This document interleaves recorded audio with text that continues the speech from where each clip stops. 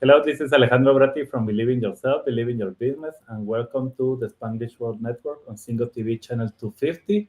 Please remember to download both the Single TV app on the respective app stores on iOS and Android devices while you download, rate, and leave a comment. The app is free and is available in Google Chromecast, Amazon Fire, Roku, and all smart TVs.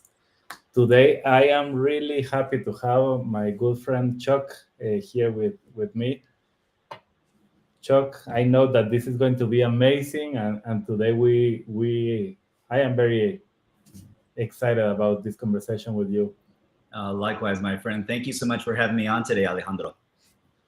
So, this is believe in yourself, and one thing that we talk here and we believe is that all our beliefs are the thing that are helping us to grow or to limit ourselves and limit everything that is happening in ourselves. So it can be as simple as I think that I am good at business but not that good at family, and Yes. suddenly I focus all my efforts in business because family I am not good at that, so I don't know what to do there. So I prefer to be only in the thing that I am good, and that is only a belief that they have in their head, and that Mhm. it's stopping them to really become great with their families. So that's just one idea. So first, let's start with what you are doing now, Chuck, and then we'll start to go back to your life and start to understand where you're coming from. Sure. No, thank you, Alejandro. So I am a co-founder of an institution called Your Best Life. And we are very much simpatico with your messaging, which is there's a lot of people who believe that you can fake it till you make it. Mm, And we choose to have a saying that you believe till you achieve. mm, And the belief system is so important to your point. It really comes to the core of who you are and your identity. And so our specialization is in business strategizing, helping people convert from being business operators to business owners. But even more so than that, it's really finding those nuances in self that allow them to believe that they actually deserve prosperity, that they deserve happiness, that they deserve mm, fulfillment. So many of these folks are great business people and they're really great at strategy. They know how to make money, but they don't know how to manifest happiness. And so we've spent the better part of 30 years in behavioral sciences helping people convert. I've spent so much time in volunteerism, and for the very same reason that you do, and that is to help people. When you see someone in pain and you go, gosh, you have so much prosperity in this part of your life, what people call success, and yet they're miserable because their marriage isn't as fulfilling or they don't feel close to their children. And so it's like, is it worth it? yeah. Hmm. And even if you connect with health, for example, that is very similar. It's like suddenly like, okay, I don't care about my health because I am going up in the ladder, in the corporate ladder, in my life, and it's only one more step and finally I'm going to get there. And you are not taking care of yourself and the energy and everything that is coming from health. Suddenly you are like, okay, at the hospital, and you is like, I don't know what happened, but and it's like you really know what happened. The problem is that you didn't put any time to fix yourself. Well, people overestimate what the cost is. In fact, let me rephrase it. They underestimate the amount of time, and time is the most fleeting currency that you have. It really is. I mean, if you look at what you're worth an hour, if you look what you're worth a moment. So there's this saying that I've heard from people for decades in business, and they go, "Oh, I'm going to spend the first half of my life amassing wealth, and then I'm Mm, going to spend all my wealth in the second half of my life trying to attain my health and vitality and my happiness back." It's like going, well, wait a second. I didn't know that that's how it was supposed to work. Well, the truth is it's not. It's that you can have this harmony. There's no such thing as work-life balance. Let's not get confused by the fact that people go, oh, I'm 50-50. No, no one's 50-50. You're the sum of all your parts. And we're looking for harmony because change is going to happen with or without you. The economy is going to change. Your position might change. AI might affect it. So we get to pivot. But it's finding this harmony, this movement, this ebb and flow that actually gives us more continuity and allows us to also decrease stress, which increases happiness.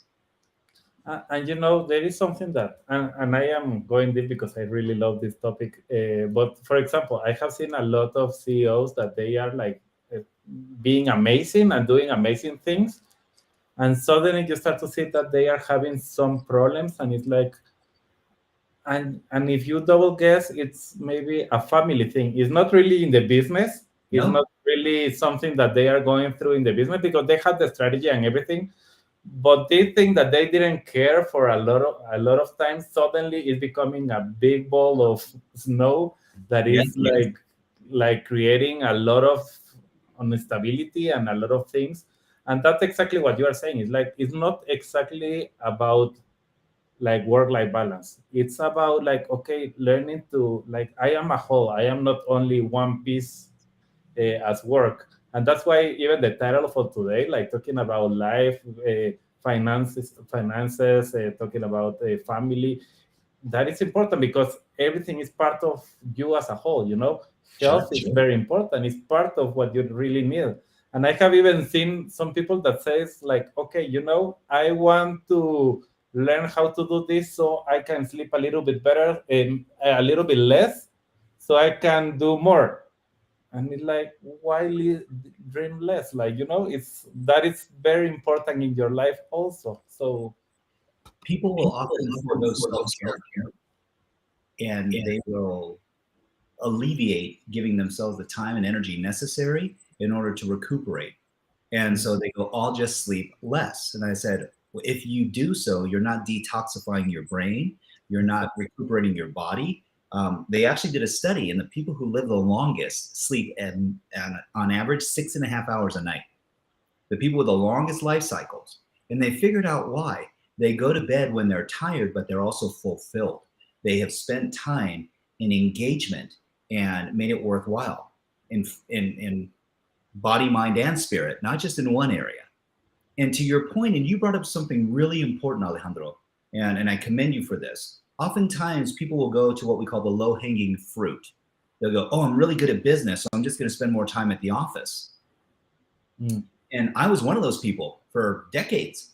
Me and too. then I started asking myself a question. Yeah, it's easy to get caught in the trap, right?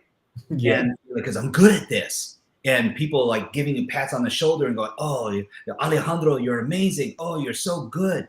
You're great. It's like, excellent. And then I realized something.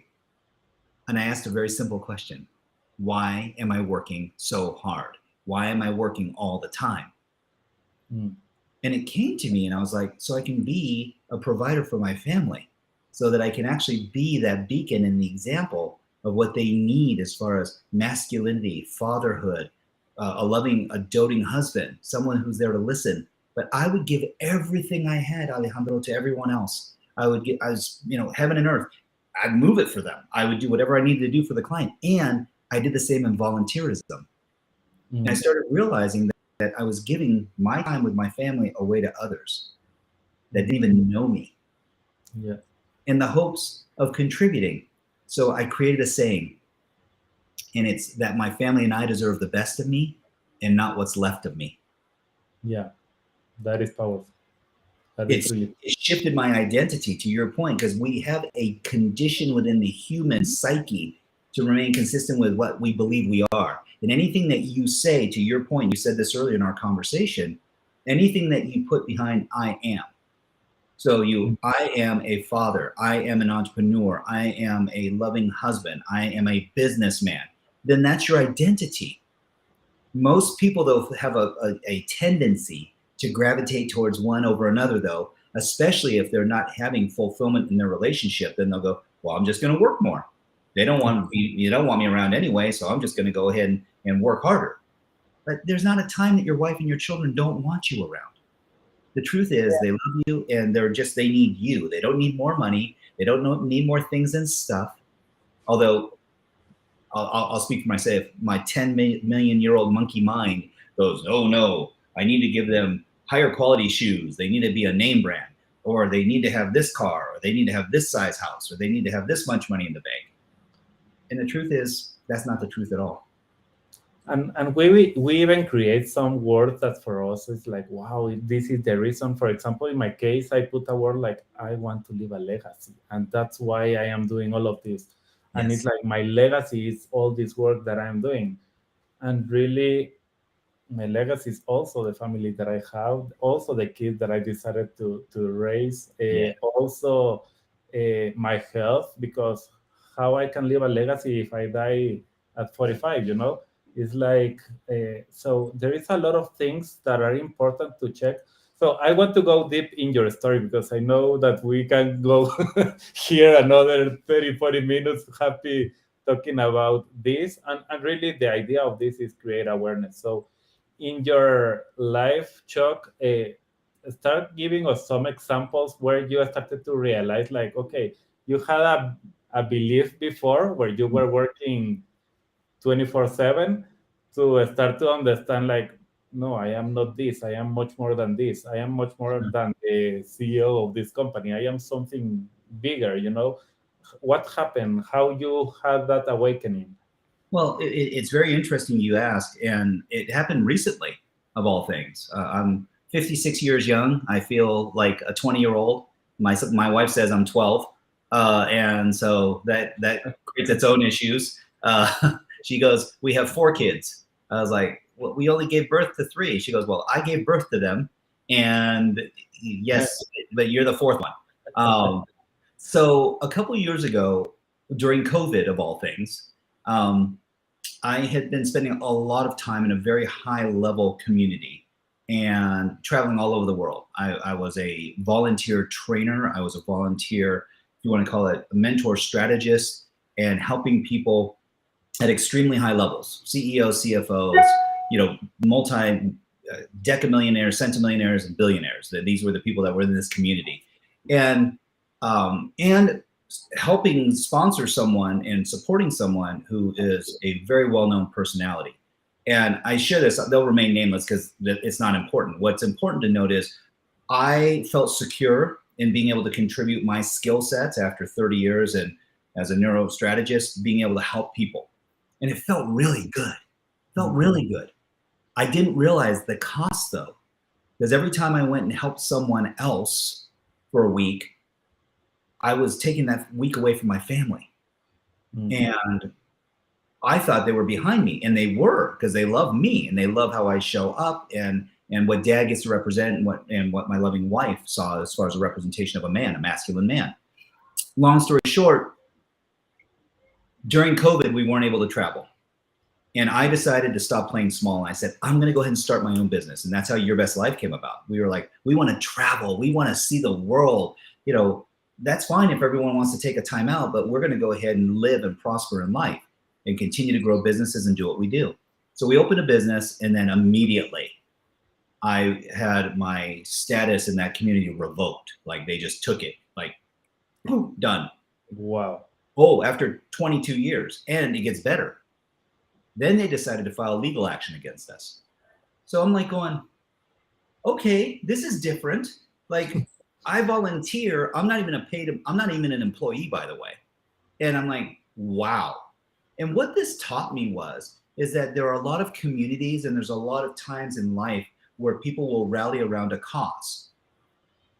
But is the cause just? Is the cause worthy? Without question, the community and this environment has cultivated my closest friends in life. I'm grateful beyond measure. And I will say this, I learned so much. On the other side of it, I paid for my education in blood, sweat, tears, time, energy, intention, my heart, my soul, my integrity, and one other thing, my time, which is invaluable. You can't put a price tag on my time. And so I share this with you because it wasn't because I thought I was playing and the truth was I was hiding at a very high level. I was in a community that fostered this opportunity, but it didn't give me the ability to grow. It gave me the ability to say yes. And in this area that you are talking, if you can explain a little bit of what happened in the process, because at the end it's like, okay, you are giving 22 years of your life being part of this organization, you are growing, you are feeling that you are at the top of the mountain and everything is fine. Suddenly COVID came and started to change things. Tell me, like, what was happening when they told you, okay, thank you very much, but no thank you, and what happened inside of you, like, Oh, Show us like the it was job. a firestorm. Yeah, it was a firestorm. My whole identity was around being a servant leader. My whole identity was being around a successful businessman, a husband, father, friend. And all of a sudden, 50% of me was taken away. Like it literally was, it was like, no, you're done. You're not allowed in this community anymore. We don't want you associating with anyone. We don't want you affiliating with anyone. And it was like, okay, that's a shame. And in fact, it came in the form of an ultimatum, Alejandro, which was either you quit this so you can stay with us and volunteer, or we're cutting you off. And I made a determination, because this is a big one. In life, you're going to be given ultimatums. Yes. Someone else's opinion of you is none of your business. This was the number one lesson. This was a huge one for me, because I'd always cared about what these people thought about me. And when I what you are talking is, for me, it's amazing, because you are touching at one point that is key, is identity. Yes. And when you are talking about identity, I can see that happening with everyone. It's like suddenly, if you are putting 24/7 to a job, suddenly that job becomes your identity. If you put like, and it can be what you are saying at a church. I know that what you are talking is not about a church, but No. that is something that is very similar. Suddenly, like, okay, everything in the church is my identity, and I am not saying that it's wrong, the church or anything that is happening, or this organization that you went, or other things. We put our identity there, and that's our responsibility. And so, tell us a little bit how you work in yourself to become like, okay, I want to get back my identity. Exactly. Well, what I realized is that my identity, I've been living a false identity. I've been living an identity of servitude that is who I am. But how you give and why you give are two different things. See, you can give all different ways, and you are not the culmination of what you do. You're the culmination of who you be. So we have a saying in our family: you can be doing your best, but never being your best. When you're being your best, you'll always do your best. And the presupposition is you're going to do your best with the resources you have available now, in the state that you're in now, and in the presence that you have now. And you don't blame it. You don't make it right or wrong. You measure millimeter or a mile. Are you making progress? Are you progressing forward? Because progress equals happiness. So the shift in me was a very simple one, Alejandro, and it was an identity. And it's that I'm not broken. I'm a good person. And I asked myself a moral question. I said, have I ever wronged anyone in that environment? And the truth was, no, never. That was never my intention. And as a point of fact, I was looking at it as, in a world of self-help and life enhancement and growth and development, what would some of my mentors do if they saw a hole in the marketplace that needed some fulfillment? And I said, they would step in and take action. I just followed what my mentors would do. And what was great about it is now, after a couple of years, we have a thriving company with amazing, family members and membership. We're traveling together. We're growing businesses. And the best part is I get to take my wife on all these trips. In 22 years, she never went on a trip with me in the other environment. She's going with me on all the trips from this point forward. And it's beautiful. It's the family that strives together, thrives together. I see so many times in the world of self-help and development, I was working on me and they go, isn't that selfish? I said, no, it's necessary. Here's the difference though. When you're really in love with someone, if you're both seeing the same information and having experiences and they're your own unique experiences, you get to bring that together and it creates this wonderful, wonderful meal. It's not like, oh, one of you is a protein, one of you is a starchy carbohydrate, one of you is a vegetable, one of you is dessert. No, it's the meal that's savory. It's the meal that's the experience. And that's been the shift for me, is that I'm a much more evolved human being now. But there was one thing, and you asked me what was the one thing. I had to forgive myself. I had to learn how to forgive myself. And it was a challenging exercise for a couple months. Thank goodness I have the most amazing woman in my life that I've been with for 34 years. And I have business partners who are, just knowledgeable beyond their years. And it's helped me become a better man. So that was exactly another one that I was going to ask you, like how much time it was and what was even the process. Because sometimes we think like, okay, you say it so easily here that suddenly it feels that okay, it was just a shift of one thing in 1 minute, and suddenly you are here and you are exciting and you are thriving and even the words. And that's what I want to give everyone. It's like suddenly you can be thinking about like, okay, I am already a business owner, that my business can become my identity. What happens when that business stop working and it's like, oh, now I am nothing, and you start to think that all of that, it's Sure. similar to what you are saying. Yes. So even When the process to like get to the point of thinking that I have to forgive myself, that is not very easy. No, it's actually very cathartic though. It's very healing. And so there's three questions that I boiled it down to that help shift things quickly. I'm talking in 90 seconds. I mean, so the first question is how am I feeling now? Mm. Not about how am I feeling now as I'm sitting here? How do I feel? And I feel blessed and amazing to be here with you having this conversation. So I ask myself the second question then, and that is, what does this mean? Feeling this way, what does this mean? It says, I am grateful, I'm flattered, I'm honored that we get to share this information and share it with the world. Mm. Then I ask myself a third question. How do I need to feel instead? I go, well, I'm already grateful, so I guess I could be even more grateful and more adulated. Now, people go, okay, how does this work when you get triggered negatively? See, here's the interesting part. No one ever says they're triggered positively. They only say they're triggered negative. Oh, I was triggered. And they go, and I had a visceral response and it was bad and I didn't feel good and I was frustrated and aggravated and jealous. And I was like, oh, okay, time out, breathe. Woosah. Okay. Yeah, because motion creates emotion. So physiology first, move your body, help get out of it. But here's the ticket though. If you ask yourself, how was I feeling? Go, oh, I was frustrated. I was angry. How dare they do that to me? This is what came into my mind. If I relit, I go, wow, how dare they? How dare they judge me? How dare they give me an ultimatum? Okay, what does this really mean? I said, well, they really don't know what I'm doing. They don't really know my heart. I thought these people knew me. They knew me. They didn't know me.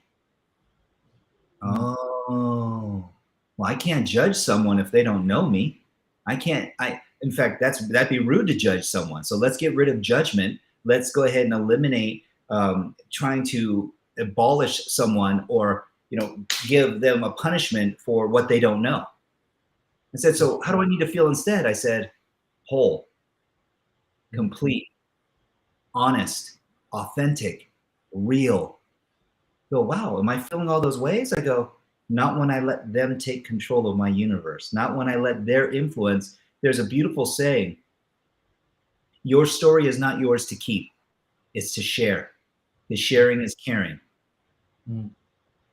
And so when we share, we allow people to have access to our vulnerability. But there's another part that's even more important. And that is, no one cares what you have to say until they know how much you care. Okay. So why? Well, I needed to care enough about myself so that I could go ahead and immediately allow myself and move over so that I could get in my lane and be aware and be myself. Because I was being a part of myself, but not the whole of myself, if that makes sense. Yeah. You can't honor all of you except your right arm.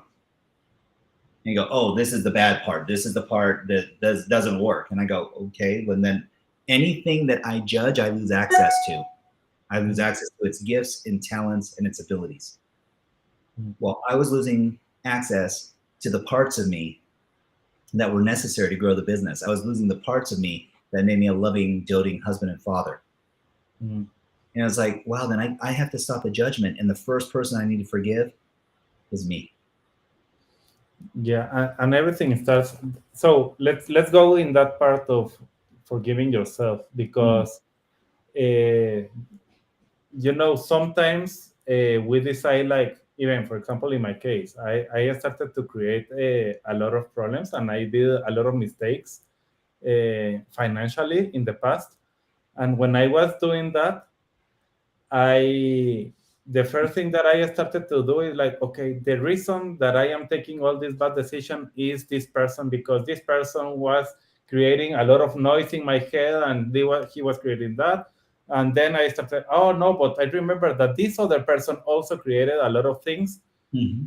And you start to find people to blame about the problems that you created. Yes. And until the moment that I started to realize that it was a thing that I have like here that I didn't want to hear, I didn't want to see, but it Right. was part of me. Yes. I started to open the eyes like, oh my God, I am the person to blame, not anybody else, because I am the responsible of my life. It doesn't matter that people can say whatever they want, as you were saying, good things or bad things. But I am responsible for my life and my financials and for everything that I am doing. And if I Yes. don't take that responsibility and I try to give it to others, I am not managing my life. So until I start to see this and I start to bring it like to in the front, and oh, now I see it. And yeah, it's you, Alejandro. Now you have to forgive yourself. So tell us a little bit how was that Sure. for Well, part of it is having people that you trust. See, you can actually measure the top 5 people you spend the most time with is who you become. Mm. And so if they're people of high character, I could not pick a better inner circle than the people that I've surrounded myself with. And here's the best part, Alejandro, is that when you give them permission to stand for you, they will be honest with you and tell you the truth always, because they're doing it from a place of love. So you don't question the motive or the intention. Mm. That became really important for me, because here's the challenge for many people. You can't see your own blind spots. Yeah. When you're all lined up in a row and it's like, hey, my brother Alejandro's to my right, my brother Eduardo's to my left, and it's like, hola, ¿cómo estás, mi amigos? You know, how's everything going? And it's like, okay, great. And you're looking at each other, but we can't see the bus that's behind us that's coming. Why? We're so looking at and we're focused on the same things, and where focus goes, energy flows. And the challenge becomes is that we haven't given permission for people to be looking around and like, oh, whoa, hey guys, move over. The bus is coming. We're gonna get run over. Mm. This was the biggest lesson for me, is that I thought I needed it. I was the one that needed to change. I thought I was the one that needed to fix everything. I thought I was the one that needed to take on all this responsibility. And what I found out was it was a we mentality and a we heart set that was going to allow my mindset to shift, not a me mindset. Mm. When we make it about we, you become more universal and you give up things that don't serve you. And you actually allow other people and empower other people to live in their gifts and talents. And it shifts everything, everything. And that connects exactly what you were saying in a conversation that we had, that talking about like, okay, you can be the business owner, but is the business working for you, or are you working for the business? So suddenly things start to happen, and it's like, no, but I have to have the control, because if not, somebody else will take it. And that mindset of thinking that I have to control every single thing is it's stopping you to really become who you are supposed to be. Well, control is a very deceptive term. And here's the difference. Most people in their businesses think that being the owner gives them control. Not true. I'll give you a perfect example. Bill Gates. He owns less than 10% of Microsoft. Yet he's one of the wealthiest people on the planet, and he controls the company. Wait, how can that be? He only owns less than 10%. He's smart. He understands that his vision and where he sits in the company gives him insights and distinctions as to how it functions. And people trust him because he is proven himself to create value consistently. See, no one just buys a product. A product, if it's a valuable product, then they buy it because they need it. There's a difference between wants and needs. Mm. And I'm sure you've experienced this with your children. Poppy, I saw this on TV. I want it. And then they'll go, I need it. I need it, Daddy. Give it to me. And you're like, wait, do you really need it? Do you really need another Furby? Do you really need another doll? Do you really need another Transformer or, Hot Wheel? Well, no, they want it. But here's the thing with needs and wants. Perfect example. I need transportation. I want a Ferrari. Well, why a Ferrari? Oh, come on. You show up in a Ferrari, everyone knows you're doing business. And it's like going, okay, how are you going to show up in the Ferrari with your wife and your 2 kids when it's a 2-seater? I didn't say it was a good choice. I just said it was really cool because we showed up fashionable. But so it wasn't what you needed. It's what you thought you wanted because of status or something else. And I said, when we get in alignment, when we get into that harmony, what we start to find is we go, oh, you know what we got instead?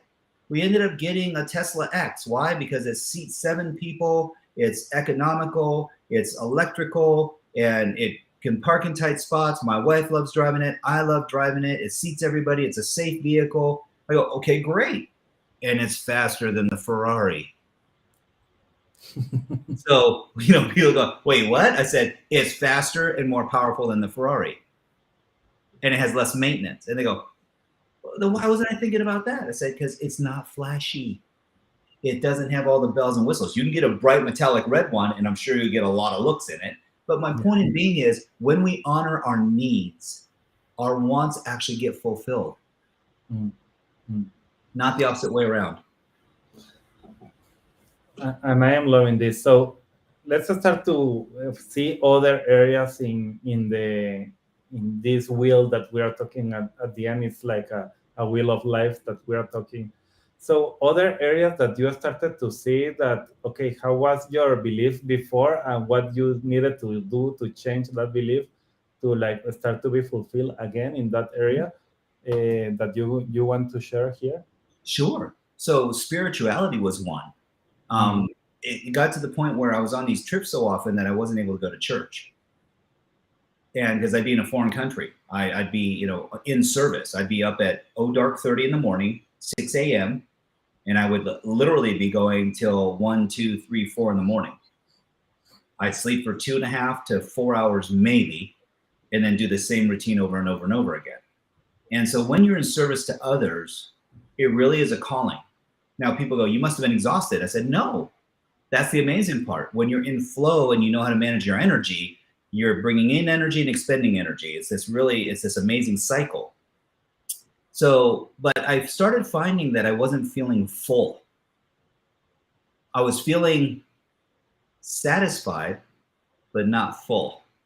What's the difference? Well, I knew how to perform to create value for other people. And when they're grateful, you feel somewhat whole. But it's temporary. Yeah. Because it's dependent on getting someone else's feedback. So I said, oh, what was the biggest shift? They go, how is that spiritual? I said, because spirituality comes from within you. It comes from, if you believe in God, if you believe in the Holy Ghost, if you believe in Lord and Savior Jesus Christ, if you believe in Allah, Buddha, the Torah, the Bible, whatever the case might be. I said, you might be agnostic. You might be, a complete Scientologist. That's okay. But the energy is all around you. And there's one thing that I know for a fact. We're all made of the same stuff. Protons, neutrons, and electrons. That's the building blocks of the universe. You throw carbon in there and boom, you've got planet Earth.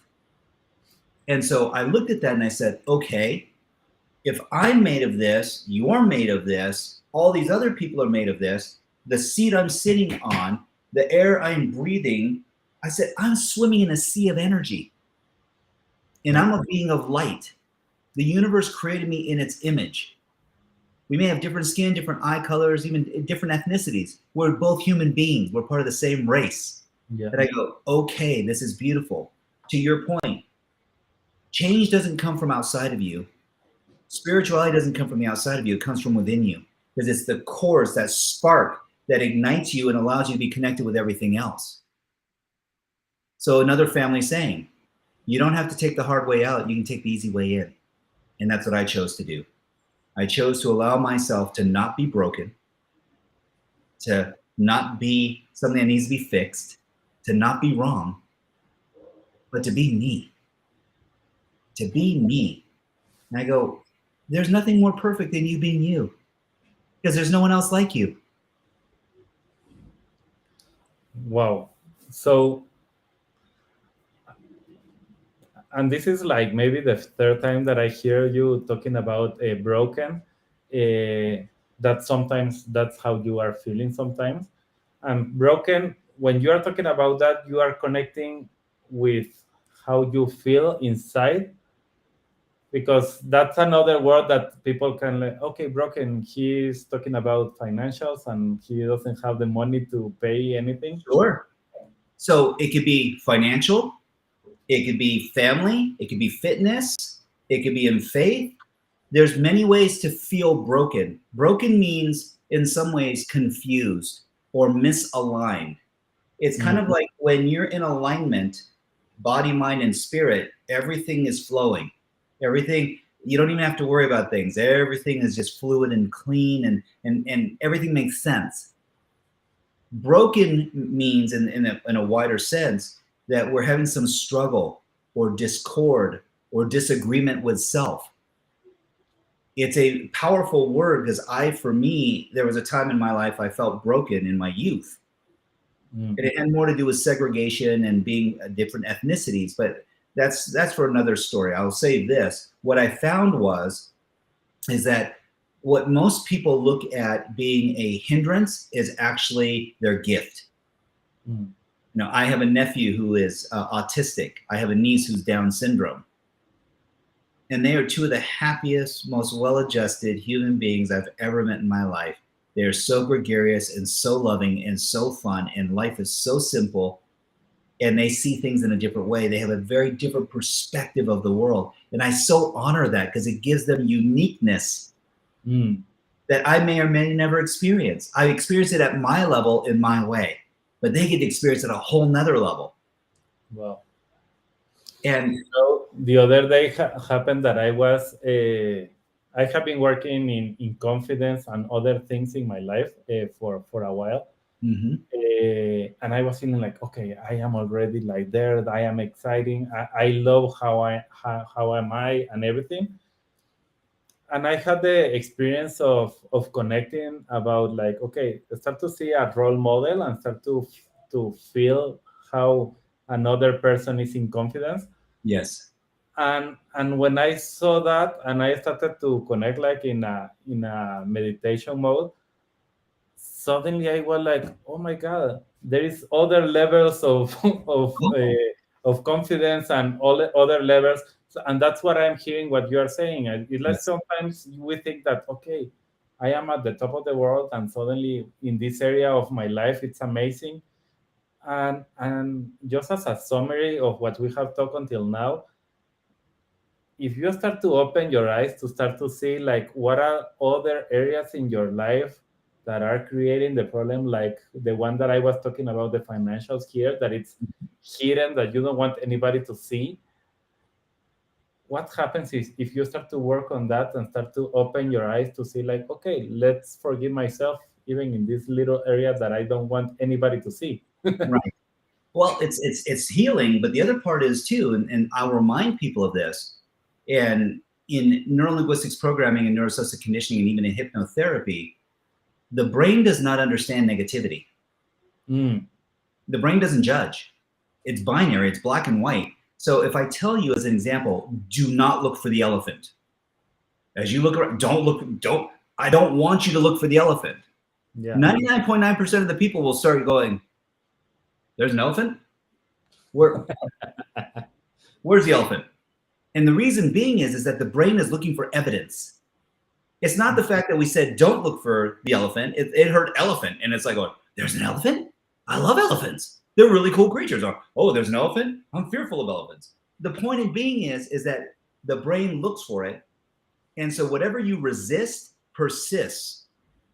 So even if you tell yourself, you know, okay, fix the money problem. I go, okay, great. So how do you fix a money problem? I say, you look at things that create prosperity. You look at things that create fundamental happiness and value. So now we don't have to concentrate on the problem. we are going to go ahead and manifest the solution. We are going to go ahead and put our focus, our time and energy and intention on things that serve. I didn't manifest being depressed or aggravated or frustrated when they took this away from me, because the truth was I made a decision and I gave myself freedom and empowerment to move to a much higher level. In essence, what I did, Alejandro, and what you do on a daily basis, my friend, is we raised our standards.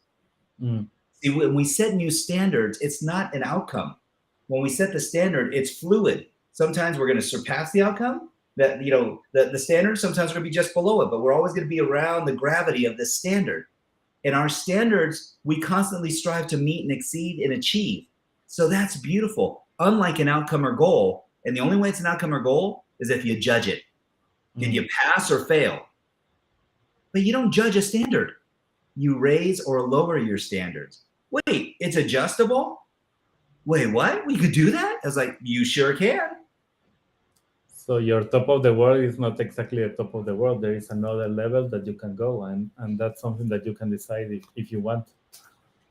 It wasn't that long ago, people thought the world was flat and you're going to sail off the edge because that's as far as you could see.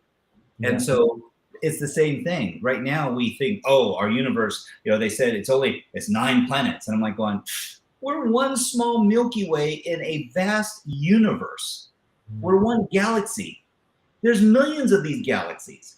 And I go, how arrogant is it to think that we're the only life? How arrogant is it? I go, no, we're the life on this planet. We get to enjoy this space that we call home, Earth. I go, what a blessing that is. What a blessing. I woke up this morning and I'm breathing. My heart's beating. I get to engage with my brother Alejandro. We get to have this amazing, you know, conversation. This is what life is about. It's about how we flavor it. And as human beings, we're looking for the essence as to how we can actually be more involved. See, I have a simple belief, and it's a very simple one. One of the top needs that we have as human beings is connection. The second one right behind that, that's a higher level of standard, is love. The one beyond that is passion. That most people will settle for connection and aspire for love. And there is another one. Oh, there is. Enlightenment, spirituality, you know, nirvana, like the Dalai Lama. There's always another level. And the truth is, we don't have to judge it. We get to enjoy the journey.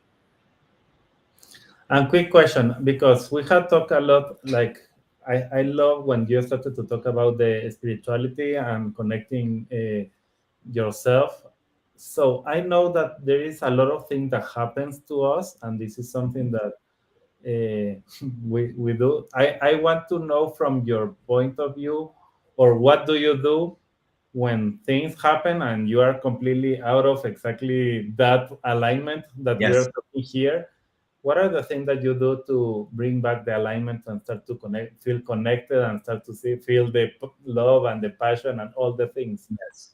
The number one thing I do first, and this is always, I stop and slow down.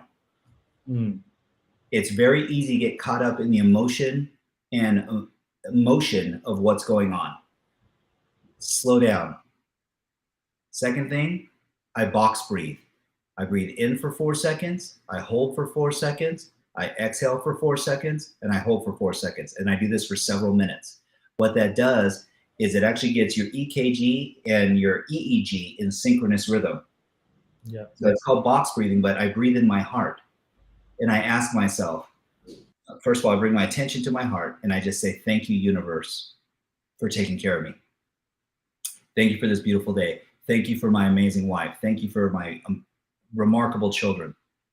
I'm so blessed. And in that gratitude, I have found that trading appreciation for expectation, because the only time we get frustrated and the only time we get taken out of our state is when our life conditions don't match our expectations. Yeah. Because we're trying to close this gap.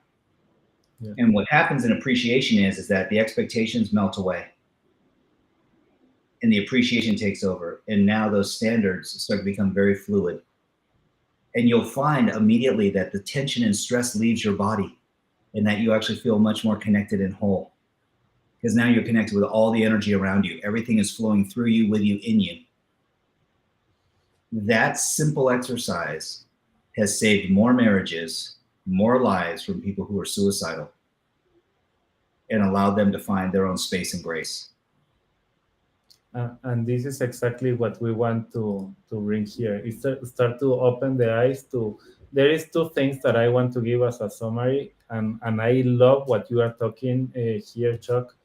Is the first one, start to see the things that you have, like here, that you don't want to see, and how you can forgive yourself about that, because Yes. forgiveness is very important to elevate you and start to connect you with this synchronicity that we are talking. And the second one that you mentioned right now, that it's, I believe those are the two most, one of the most powerful things that you can do: forgiveness and gratitude. When you have gratitude and you start to have the mindset of, I don't know why, but I have to be thankful about this. And suddenly think about all the good things that you are grateful about, that thing that maybe it's creating all the chaos in your life. Suddenly things start to open, and suddenly you start to see the beauty of that thing. So Yeah. forgiveness and gratitude is, And I'll remind us too, Alejandro, that nothing is a have to. There's only certain things you have to do. You have to breathe.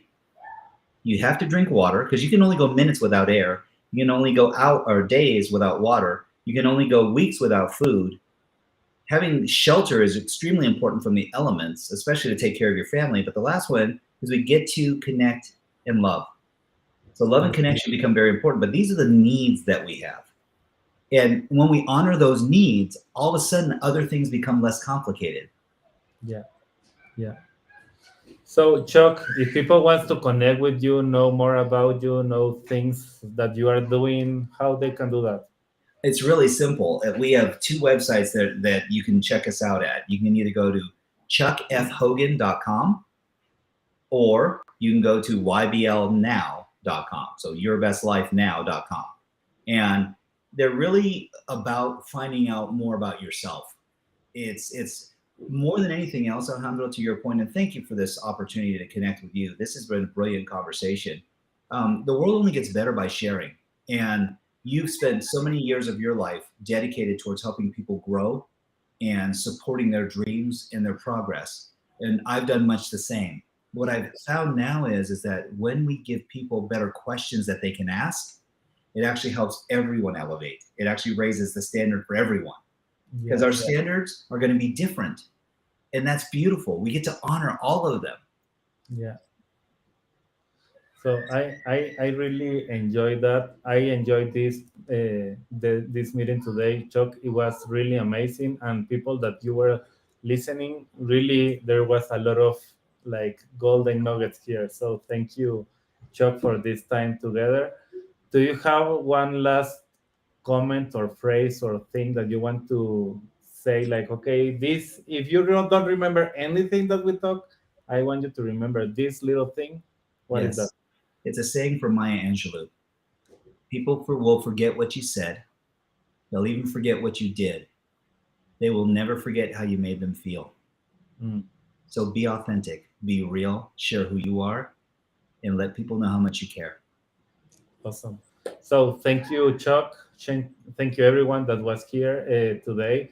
It was really an amazing conversation. I really enjoyed every minute today. So it was really fulfilling everything. So this show can also be heard on Spanglish Radio Network. Please check out spanglishworld.ca for all the news and programming. Spanglish World, watch it, hear it, read it, download it, and leave it. Thank you, Chuck. Thank you all. Bye bye.